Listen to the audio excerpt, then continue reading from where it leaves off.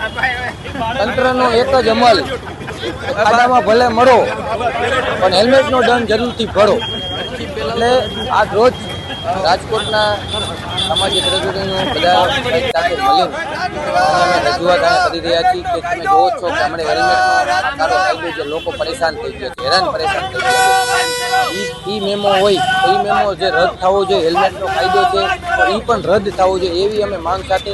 બીજું સાહેબ, અહીંયા રસ્તામાં રોડ રસ્તા એના બરાબર નથી અને ખાડા પહેલા તમે બુરો અને પછી લોકોને, અને તમારે જો બહુ હેલ્મેટનો કડક કાયદાની અમલવારી કરાવી હોય તો પછી તમે પહેલા તો હેલ્મેટ ફ્રીમાં જ આપી દો લોકોને. જો તમારે લોકોનું હિત જ સારું વિચારવું હોય તો તમે હેલ્મેટ ફ્રીમાં આપો અને પછી લોકોને એમ કહો કે તમે પહેરો.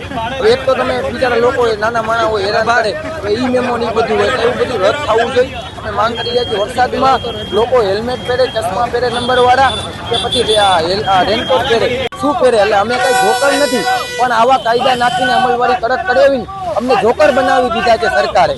એટલે અમે એ જ વિનંતી કરી રહ્યા છીએ. અમે તમે જોવો છો કે તે પહેલા પણ ધારાસભ્ય સાહેબને આ બધા સાહેબે રજૂઆત ઉપર કરી, પણ એનું પણ કાલ તમે ન્યૂઝમાં જોયું કે કાંઈ થયું નહીં, હજી ચાલુ જ છે એ મેમો ને બધું. એટલે આમાં એમ કે કડક અમલવારી ન થાય, ઉપરથી સાહેબ એમ કહે છે તો હું 500 જણાને તમારે એમાંથી 200 જણાને રોકવાના, 300 જણાને નહીં રોકવાના. એવું એકને ગોળ ને બીજાને ખોટ, આપણા છોકરા કોનાના બીજાના ગાળાના, એવું. એટલે એવું તમે ના કરો. અને બધાને જે પબ્લિક આટલા બિચારા લોકો, હજારો લોકો એમ કહી રહ્યા છે કે હેલ્મેટનો કાયદો અમને પસંદ નથી, તો સરકાર અમારી રાજા કહેવાય. એટલે અમારે એને કહેવું છે કે સાહેબ તમે આ બધાનું લોકો એક મત છે તો તમે આની ઉપર કડક અમલ નિર્ણય તમે લ્યો સારો એમ.